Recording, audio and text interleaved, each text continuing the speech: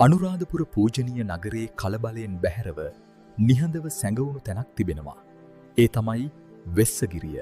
අද මේ නිහඬ පර්වත අතර ඇසෙන්නේ සුළඟේ හඬ. වලගම්බා රජුගේ පාලන සමයේදී ලෝක ඉතිහාසයේ වැදගත්ම සිදුවීමක් වූ ත්‍රිපිටකය ග්‍රන්ථාරූඪ කිරීම සිදු වූයේ මේ පින්බිමේදීය. රජු සිය සේනාව රහසිගතව පුහුණු කළේ මෙවැනි ළඟාවීමට අපහසු වනාන්තරවලින් වැසුණු කඳුකර ප්‍රදේශවලයි.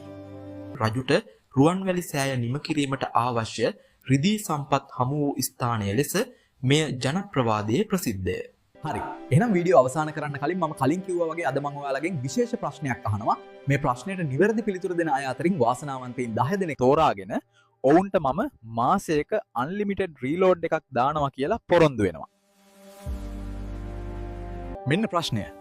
වලගම්බා රජතුමා සිය සේනා සංවිධානය කරමින් අවුරුදු 14ක් රහසිගතව සැඟවී සිටි මලය දේශය කියලා හඳුන්වන ප්‍රදේශය වර්තමානයේ ලංකාවේ කුමන පළාතට හෝ දිස්ත්‍රික්කවලට අයත් වෙනවද?